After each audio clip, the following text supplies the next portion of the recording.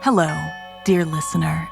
Welcome back to the Something Scary podcast, your home for the scariest stories from around the world. I'm Blair Bathory, here to guide you through the darkness every week. After the holidays, some of us are happy to have a break from family. We may even enjoy some time all alone in the middle of nowhere. And while some find comfort in the solitude, it can also be terrifying. The middle of nowhere is where the outcasts lurk, unsettled spirits roam, and being stuck with our own thoughts may drive us insane. First, a cautionary tale, followed by something sinister in the house. Then, the darkness is calling. Finally, in our featured story, beware of angering the GDs. So, wanna hear something scary?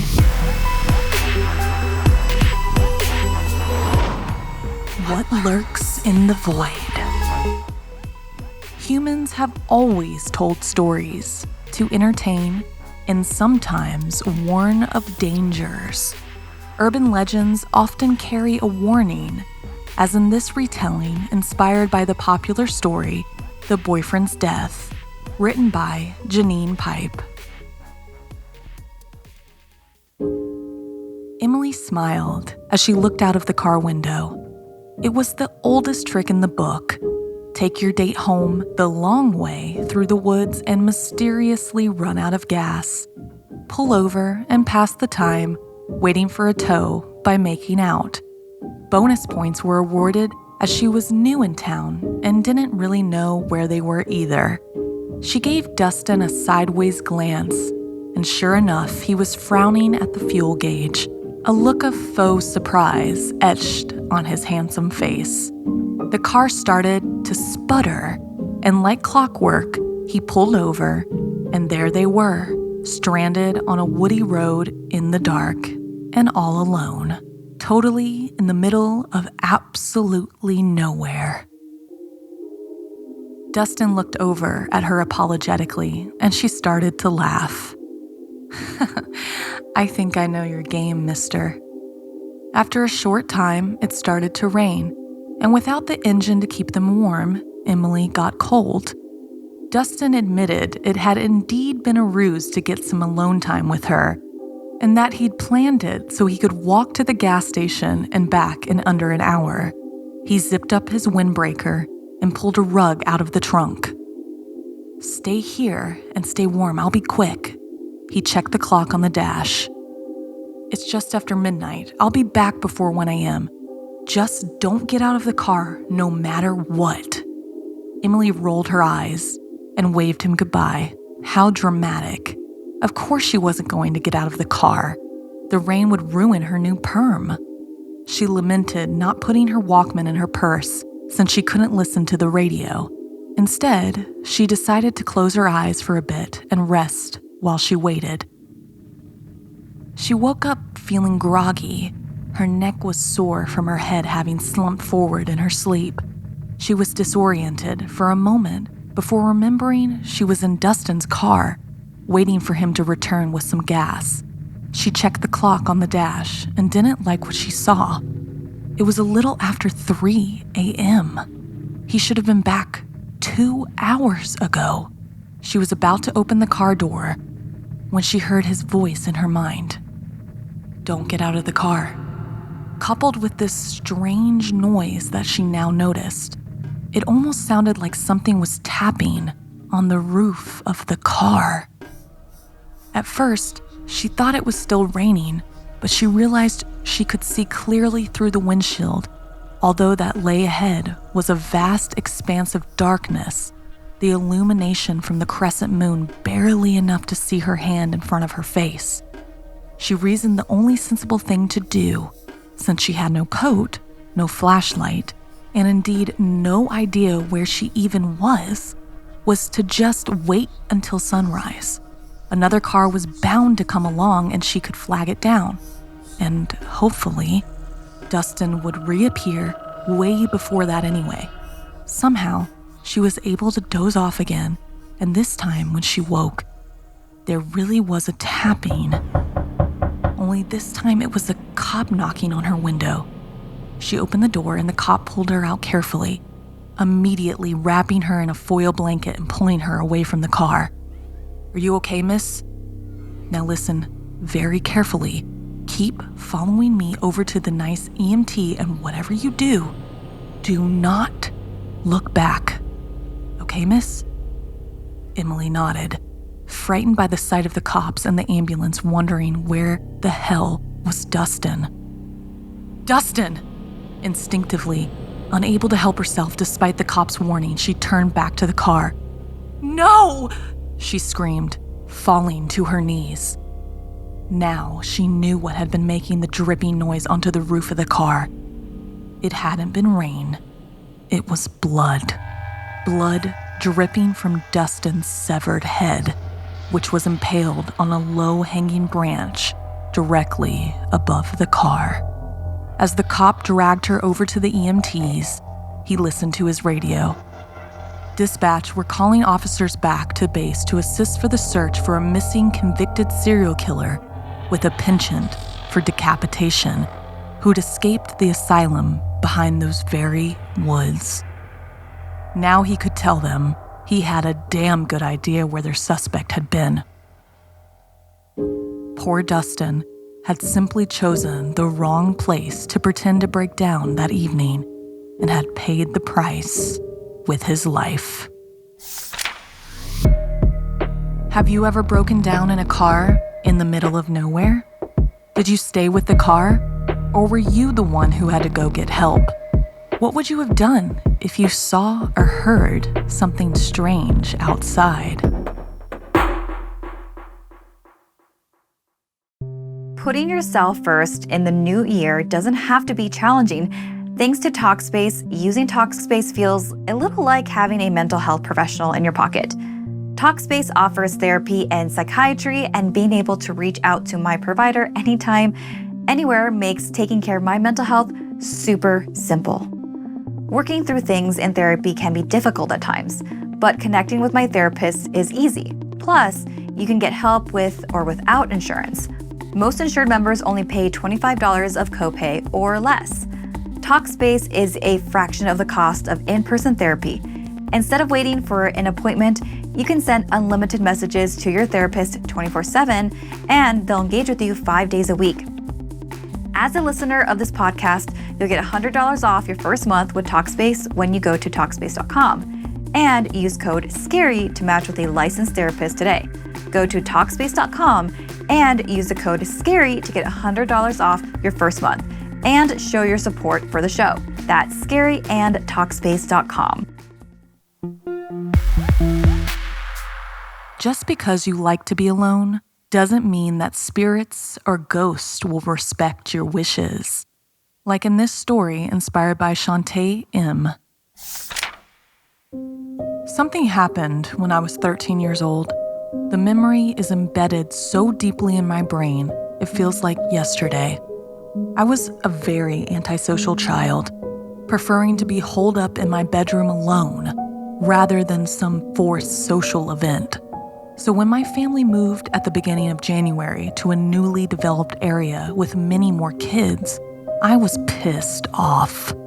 We were staying in an old rented house while our brand new one was being finished. I hated it, and the new area too.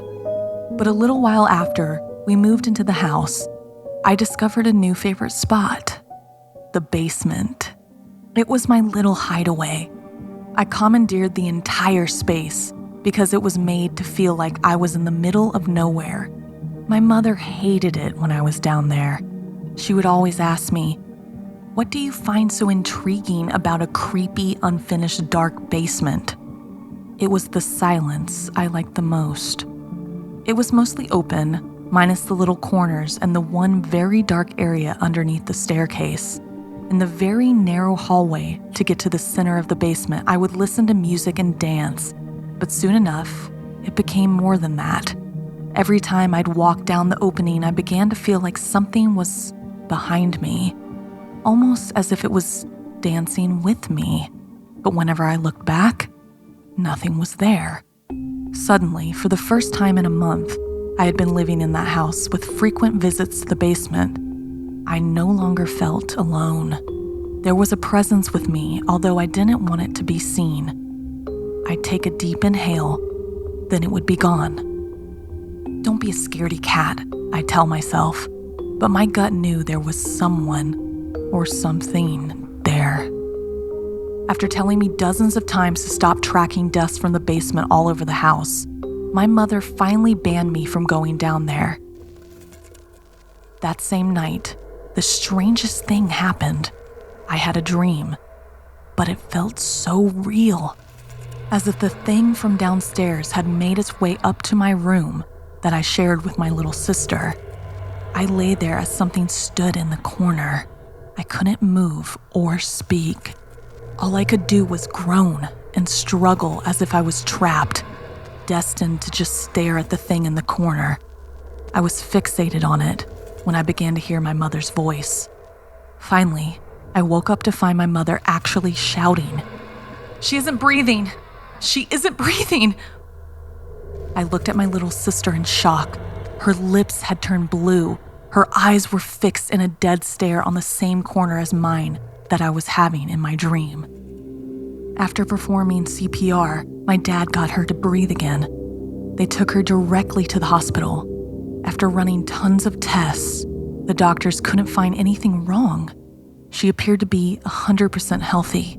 They said to come back if it happened again, as it may have been a seizure. I didn't believe that. Our cousin had seizures. I've seen them a couple of times. This was different. She had no movement. She was just staring, the way I was in my dream. Her pupils dilated and lips blue. The next day, when I came home from school, I took my mom's place sitting by my sister's side in our bedroom. She was going to run out to pick up my Nana from the train station. She informed me that her friend Jen was coming over to store some things in the basement. Shortly after she left, I noticed every single noise the house was making. For the first time, it started to scare me. My breath quickened as I heard the front doorknob begin to twist open. "Hello?" I shouted. Nothing. I started to panic. Then I heard, "Kira, I'm here." It was Jen. Thank goodness. I relaxed and just watched my sister. A short time later, I heard Jen leave, and then my mom returned home with our Nana. When I went downstairs, she abruptly asked me if I'd left my sister and gone into the basement. "No," I said, annoyed. My mother looked at me. "You're lying. Jen just called me to say she dropped off the stuff, and she let me know you gave her quite the scare, lurking around in the dark corners, making noises. It isn't funny." I looked at my mother with wide eyes. It wasn't me. I was with my sister the entire time, and if I wasn't in the basement with her, my Nana spoke. "You were in that basement for too long. You invited it into the house." She told me not to look so surprised. My parents had told her everything that was going on. That's why she was there, to observe and to help keep us safe. She said spirits don't like being all alone. With me always down in the basement, whatever was there attached itself to me. It didn't like that I stopped visiting. My mother immediately began to protest, saying what happened to my sister wasn't her fault, or mine for that matter, and she proclaimed there is no such thing as spirits. "Then why did you make Nana come?" I asked smartly. My mother stormed off. Nana kept watch over us while we slept and prayed on her rosary beads during the day. She was with us for 2 more weeks until our new house was finally ready. We moved out and never set foot in that place ever again. My sister was fine and never experienced an episode after we left. My dreams stopped. We were able to get on with our lives. But every so often, still to this day, when I'm dancing alone in my room, I feel the presence of someone dancing with me. Have you ever felt like you were not alone? Was it comforting or unsettling? Was it maybe supernatural? Did you feel like you were in danger? If you've had an experience like this, send us your story at somethingscary@snarled.com. Hi, it's Stephanie, and if you haven't heard about ZocDoc, I want to be the first to tell you. If you have a health issue and asking your friends for doctors or advice on what to do, it's time to take action and look for a doctor or specialist on ZocDoc. On ZocDoc, you can see real verified patient reviews to help find the right doctor in your network and in your neighborhood, whether you're trying to straighten those teeth, fix an icky back, get that mole checked out, or anything else. ZocDoc has you covered. And they have a specialist for everything you ever need. ZocDoc always takes your insurance. Download the free mobile ZocDoc app today. Go to ZocDoc.com/something and download the ZocDoc app for free. Then start your search for a top-rated doctor today. Many are available within 24 hours. That's Z as in zebra, O, C as in cat, DOC as in cat.com/something. ZocDoc.com/something. Sometimes we're called to something greater, bigger than ourselves. Sometimes that can be very dangerous. Like in this story, inspired by Allison. About a year and a half ago, my husband, Mark, got into his head that we needed a house. It's the American dream, right? Get married, get a house, have kids, then buy a minivan to top it off. I wasn't so sure I wanted all of that. But I did feel as though my true purpose was right around the bend. I'd figure it out eventually, but in the meantime, Mark and I started looking for houses. Everything that I thought I knew about myself changed the moment we rolled up the gravel driveway. There, in front of us, was a stunning white Victorian farmhouse just outside of Marlette, Michigan. It was in the middle of nowhere, and it stood there like a rock jutting out of the cornfields. It felt like it had been hours from the moment its foundation had been laid so many years ago. It was as if it was calling to me. Mark didn't seem to feel the same way. He thought it was overpriced and too far away from civilization. He grumbled with his hands placed firmly on his hips, but I was sure I could convince him otherwise. I know it's a fixer-upper. Yes, it's more than what we wanted to spend, but it's more space than we ever imagined. The words rolled off my tongue as if I repeated every key phrase and buzzword my husband had recited in our furious quest for a new home. And you were the one who said you wanted to be further out from the city, I stated. I didn't mean this far out, he snapped at me. We need to put down roots, remember? I smiled as I caught his eye, knowing he could hear himself in my words. I expertly mixed sweetness and reason in my voice. I felt compelled. I felt drawn. There was something there, something that called my name and wrapped its fingers around my soul, tugging me further into the depths of that house. Mark shifted uncomfortably and took in a deep breath.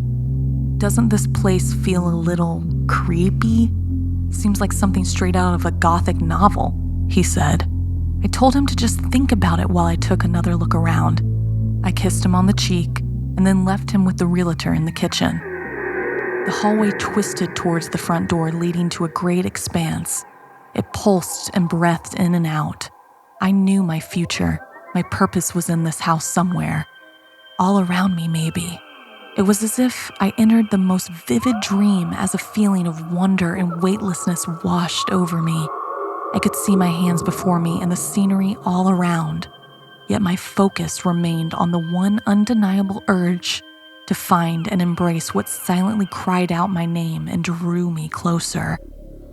As I stepped out onto the wooden porch, my body felt electric with anticipation. I wandered around the porch and down into the overgrown yard.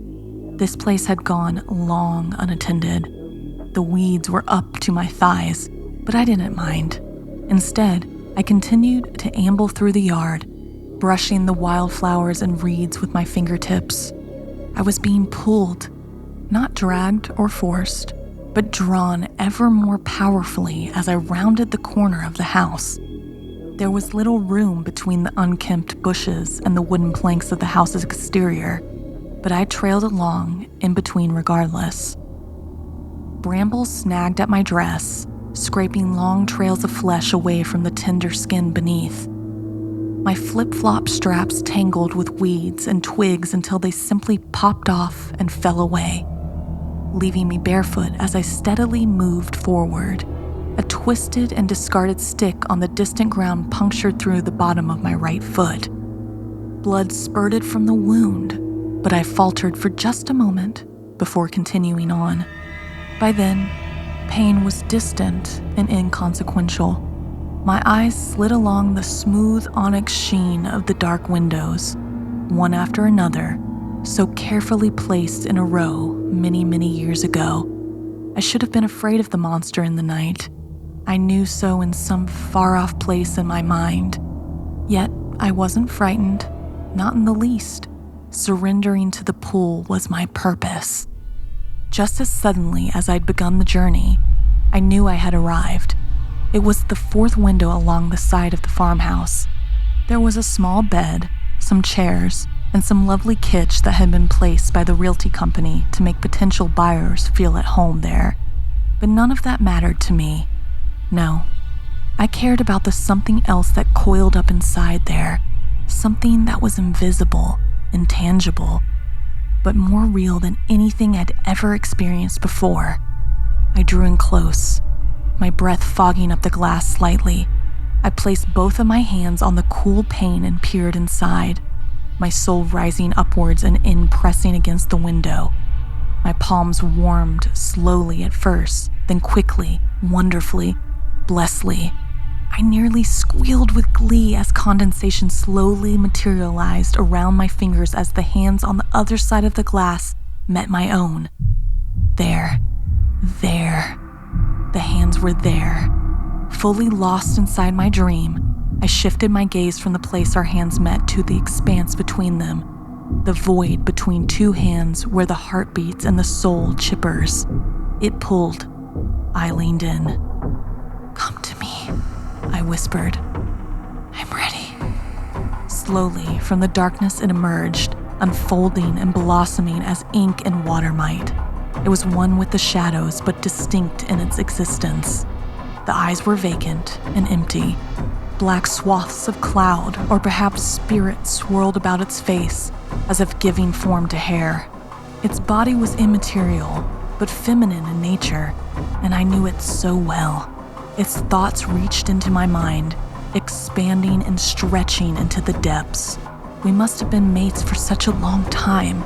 I couldn't remember a world where we would have existed beside one another. And here we were, united again. We drew close, breath of life giving flush to death, with only a single pane of glass between us. A barrier so easily surmounted, so easily cracked. We had to be there together. We must always be together. We are forever together. It's delightful here in the shadows, between the rays of light. Someday, you might feel me calling to you too. Have you ever felt so drawn to something you'd stop at nothing to get there?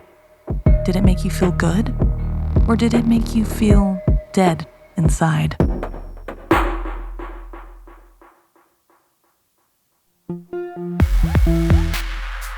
Before we get to our story, I just wanted to say that we would love to have you join our Patreon community. We mostly depend on advertising to create this podcast, but we would like to be able to do fewer ads, and you can help make that possible by becoming a patron. Patrons get bonus episodes and access to patrons-only Discord. Most importantly, You will help us keep doing all the work that we do. Visit patreon.com/snarled. In our final story, join my co-host Stephanie as she tells the tale of the powerful lushi, inspired by Solar 469 and animated over on youtube.com/snarled. When someone feels so passionately about something, it's difficult to make them see your point of view. And if an extremist disagrees with you, there's no telling how far they will go to prove their point, and it might even turn deadly. It wasn't Fraser's first time driving down the windy country roads, but this time it felt different. He was back in Poland to visit his parents in the town he'd grown up in. They were farmers and loved nature, and in fact, couldn't resist the tall and beautiful trees. While the place and the residents were nice enough, they were fairly traditional and certainly believed in the folklore that surrounded the area. They respected nature and they believed in the lushi. Lushi was a spirit who ruled over the forest and animals. He despised hunters and anyone who attempted to destroy the forests. However, he would leave those alone who cared for nature and helped animals. Since Fraser's parents were farmers, they figured they were on good terms with lushi. They even kept a massive oil painting of the god in the woods in their front foyer. As a boy, Fraser loved the whimsical painting. As an adult, he found it cringe. Why would anyone believe in some forest deity, he thought. When he decided to move to the States to study carpentry, his parents judged him, stating that lushi would not approve. This tension was why he came back to visit so rarely. His eyes darted left and right as he drove. He couldn't make out much on the darkened road. It felt eerie without the city lights he was used to. Even the moon was heavily blocked out by the clouds. He knew when he got to his family's house, he would be safer than on the roads. When he arrived, his parents were still waiting for him. The house was full of nature. However, all of this was overshadowed by their biggest piece of decor. There it was, the painting. So detailed and lively. It looked like lushi could jump right out of the frame. Fraser stared at it for a long time, and even though lushi was just an oil on a canvas, he could have sworn something seemed off about it. But it had been years since he last saw it. He figured he was just misremembering. Besides, it was just a painting. The next morning, Fraser took a stroll through the old woods he used to play in. He found a beautiful set of crooked pine trees. They had the perfect U shape and bend for a pair of chairs he was making for a client. With an axe in hand, he went back to the trees to chop them down until he had enough wood. He left and got started on his project. That night, on his way to bed, he passed the oil painting. This time there was no denying the painting had changed. Lushi was now peering at him, eyes squinting in anger. He reached out and touched the canvas, desperate to prove lushi was just a figure painted in oils and nothing more. But when he tried to pull his hand away, he couldn't. It was frozen in place. Then, as if by magic, lushi began to move. Fraser thought it was a figment of his imagination, but the painted deity reached out to Fraser and grabbed him by the wrist. Fraser felt the sharp fingernails dig into his skin. Lushi's face contorted from rage to pleasure as Fraser's skin started to turn brown and his surroundings faded. He was no longer inside the house. All around him were trees as tall as skyscrapers. He went to look back at the painting, but there was no longer a painting. Lushi now stood before him, his rough gray-green skin cracked and covered in moss. His large hand firmly wrapped around Fraser's wrist as his skin became darker and darker brown. Then his whole body became rigid and hard, solid and stable. When Lushi let go, he was now holding on to a branch. Fraser's face adorned the tree, but Lushi still wasn't satisfied. He released Fraser's spirit from the tree's bark and then left, leaving another tormented soul to find his way out of the endless pocket dimension. In the morning, when Fraser's parents woke up, they walked by their shrine to Lushi. They never even noticed a new tree in the background, or how pleased the deity looked.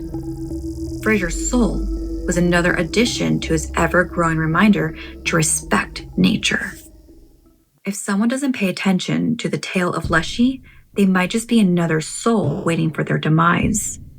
To this day, locals believe Fraser's spirit is still trapped in the infinite looping forest. He hasn't stopped walking in the same endless direction, desperately hoping he'll one day escape the painting. The endless woods drove him mad. As days went on, he wished he could take it all back, but he can't. He never will. Lushi had gotten his revenge on Fraser, and now it's too late to apologize for his actions. But he's still there, counting the days, walking aimlessly, hoping for an escape that will never come.